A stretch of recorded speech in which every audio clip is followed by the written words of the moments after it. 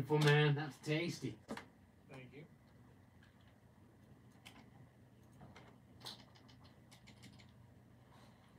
All right, let's give them a quick setup for this track overview.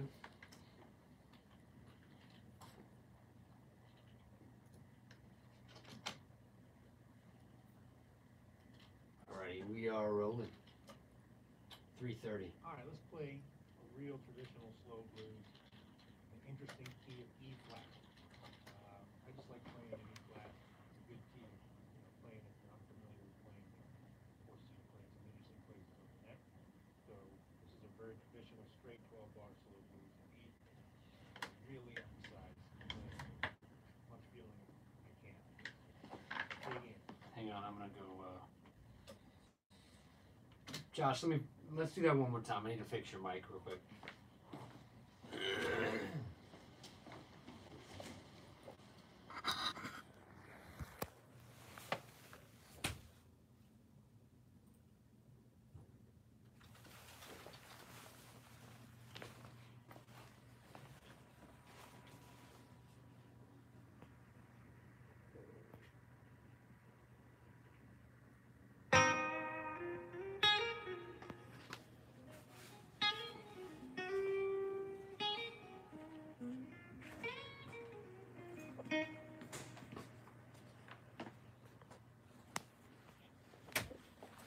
Okay, one more setup.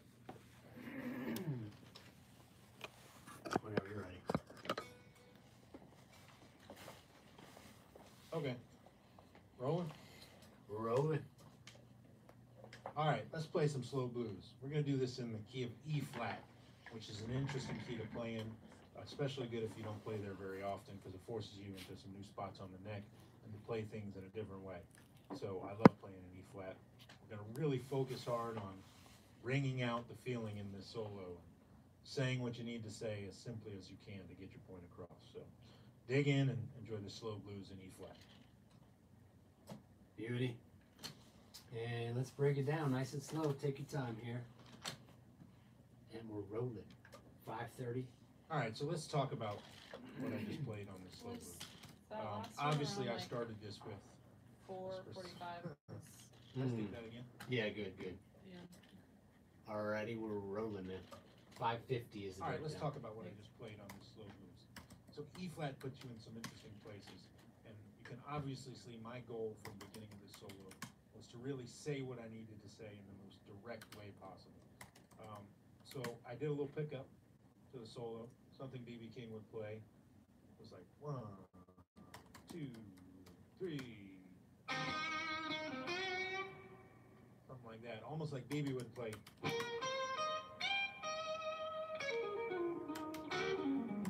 Instead, I played it down here. So that just immediately gets you in the frame of mind of kind of what you're wanting to do in this solo, which is really, really dig deep and express how you're feeling. You could be pissed off at the world and you want to let it go at this slow blues. So I started like that, and that immediately leads me certain places. So I spent that entire first chorus pretty much down here in this box.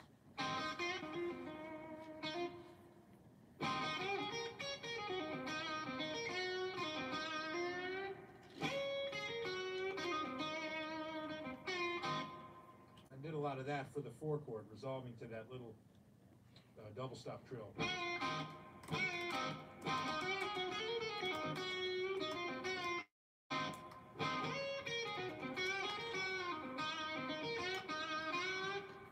So I love the sound of that, and especially down here low on the neck, it has a real big fat feel.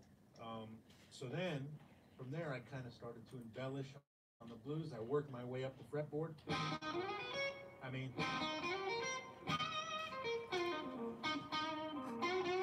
a couple times I definitely hit that high E flat, just to get that real stinging sound.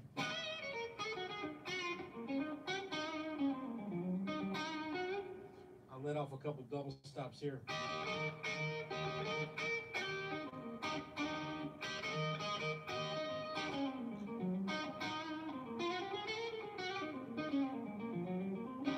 Now that's one of my favorite positions, which is the 5th position of pentatonic box.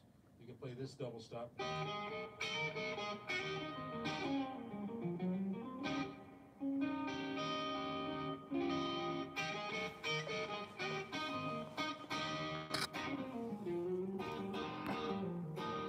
can play a lot in there.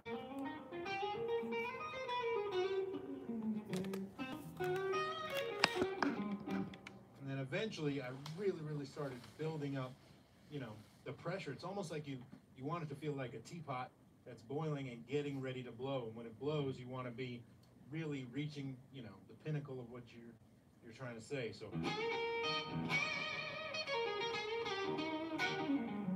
a couple times you heard me play some really low down stuff like,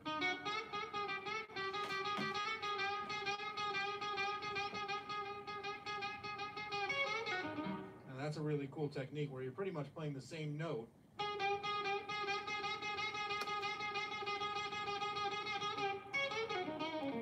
but because of the bend,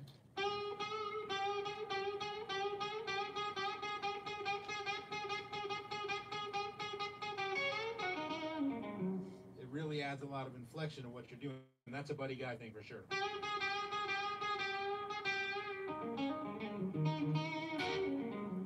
And you know, I was just really trying to dig in at that point, and eventually I got all the way up the neck to the second position.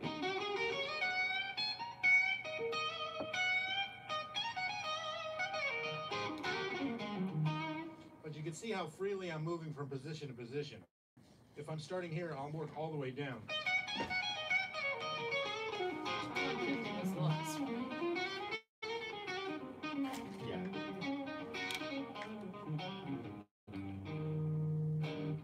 And that's just connecting those pentatonic boxes that you really, of course, need to be able to do, you know, to make the fretboard lay out in a continuous way. So I was kind of mixing all that stuff up, but really focusing on making things feel good. Having my vibrato lay that thing in there. Really bending up to the notes.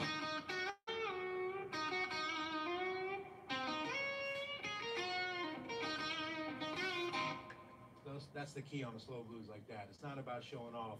It's about really feeling it on the slow blues like that. So dig in and get to work on the slow blues. Good job, man.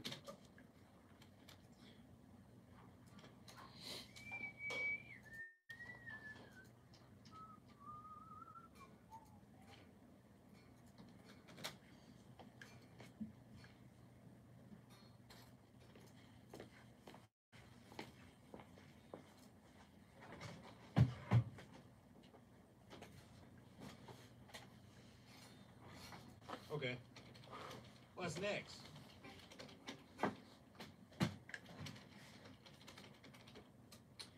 How about we do little New Orleans? All right.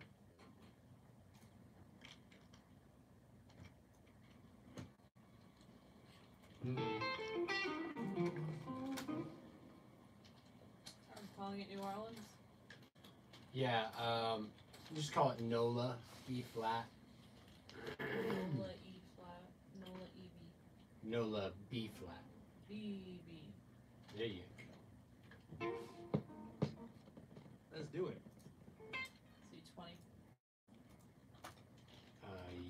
Yes, 20. Alrighty, here we go, man. All right, I'm ready.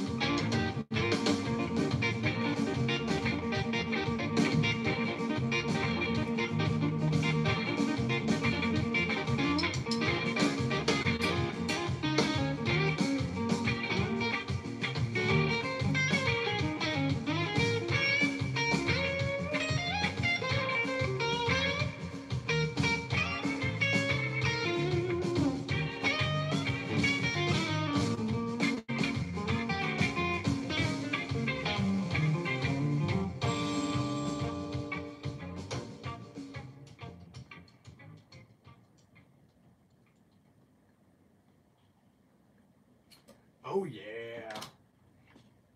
Good stuff, man. Let's do the overview for this.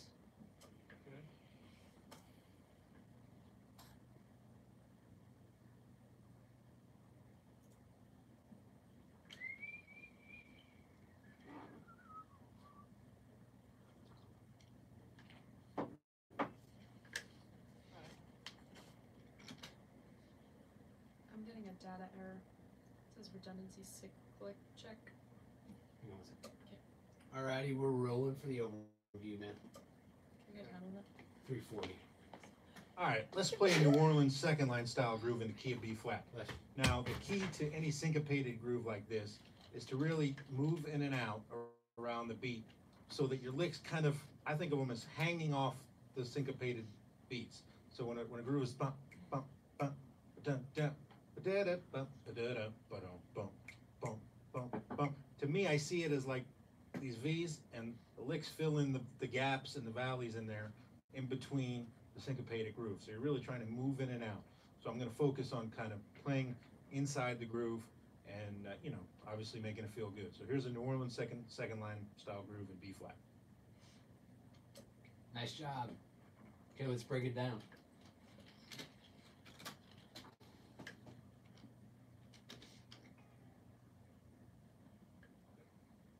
Alrighty, we are rolling. All right, so let's talk about what was going on this 438 B flat second line groove. So I played a lot of stuff in the midst there. I started off again trying to, of course, develop a theme. Can we just use Started another slowly, disc? but I got quickly into it because I love these kind of syncopated grooves and I love filling in those gaps. So I played a lot of techniques and a lot of interesting kind of styles and feels. But the gist of it is I'm really trying to fill in those grooves. So when a groove is going by like,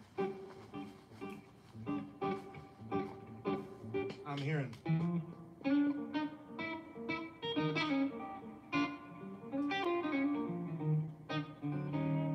It's like I'm filling in the holes.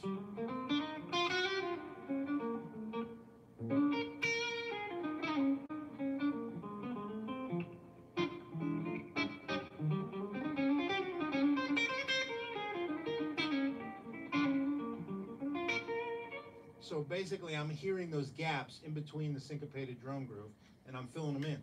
So sometimes it'll be as simple as just playing.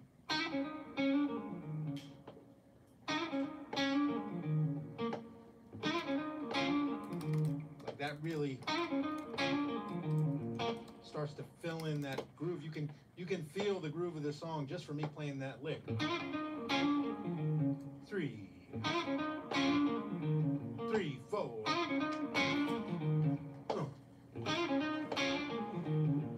Like you can really feel that. So I'd start breaking that up with.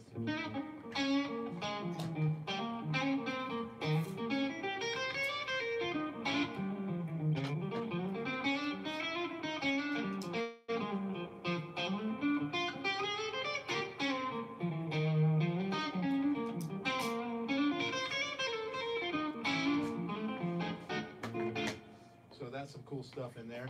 I threw in some 4 minor. I played this little repetitive pattern that I play sometimes going back and forth between 1 and 4 minor. So that would be B flat and E flat minor.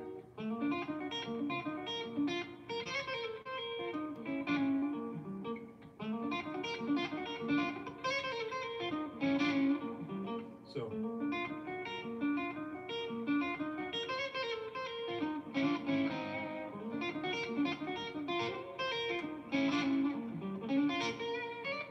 I like that one a lot. I played a cool pedal steel lick leading up to a 1 time for a resolve, which is it's one of my favorite licks in the whole world. That's leading up to that B flat.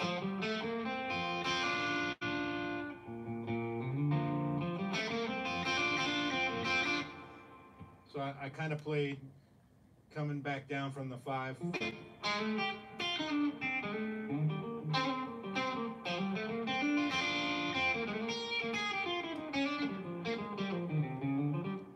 So you can hear the way I'm resolving that. I'm coming from the 5 to F, to the 4, to the 1. one.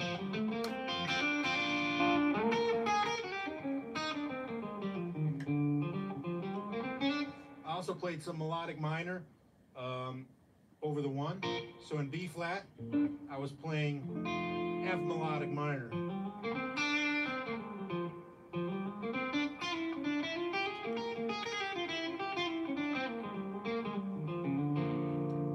So that's F melodic minor over B flat.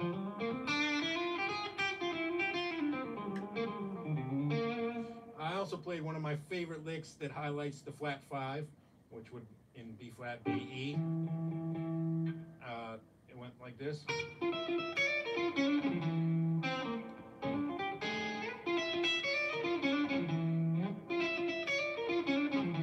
Here it is slow. That just creates tension. You could even break right out of that into a diminished lick, like.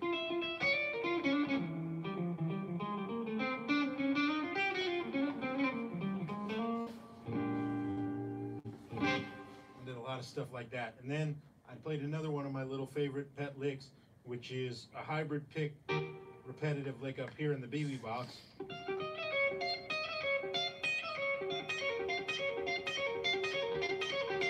So that's a cool lick where I'm playing basically pick finger like we talked about earlier. But it's actually pick finger, I'm skipping a string.